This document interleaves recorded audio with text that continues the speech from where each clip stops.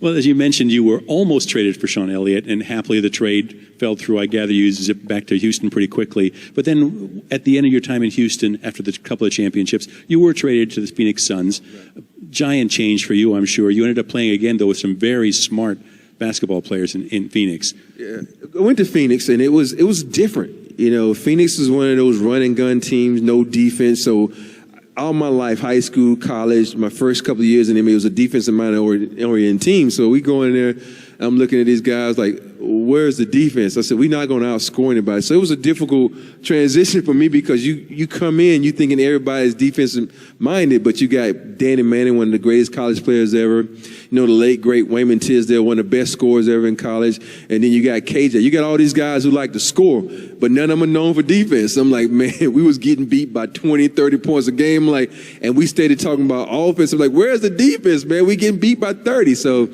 it was a different time for me, and it was kind of a rough time for me, but I just couldn't grasp a hold of the idea of not playing defense, just running guns. So Phoenix didn't last long for me, though. No, but tremendous point guards on that team. And I always thought it was a shame that team never quite gelled. If you think about the Steve Nash and Jay Kidd and KJ and the guys who went through that era of the Suns. At some point, it was going to come together great. But you bounced from there, of course, to one of the great teams of all time. Yeah. And the crazy part about that Phoenix team is we got Jason Kidd in a trade. Yeah. I got a chance to play with Jason Kidd for 2 games.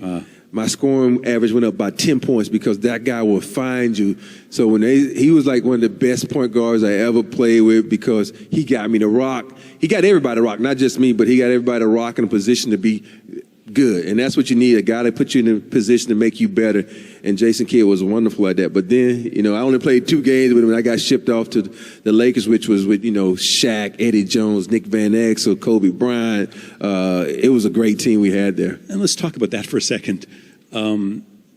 Talk about personalities. Talk about a lot of guys. By then you're a veteran. I'm sure you're more confident. But these are pretty intense personalities you're walking into.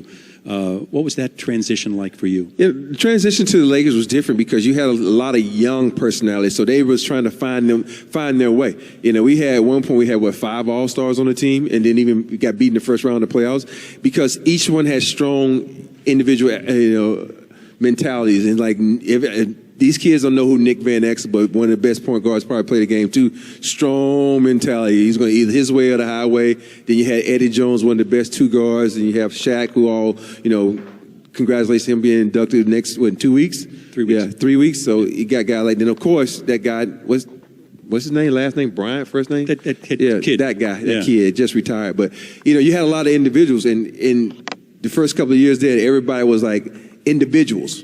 When I say individuals, we weren't a team. And you can only win a championship being a team. And next thing you know, Dale Harris gets fired, Kurt Rambis gets fired, and we bring in this gray-haired coach named Phil Jackson. With the beard. Yeah, with the beard. And the next Phil thing you Jackson. know, we become a team. And that's what it's all about, trying to put your individual differences aside and becoming a team. And that's what Phil was able to do, to put us together as a team. And for me, I was all that.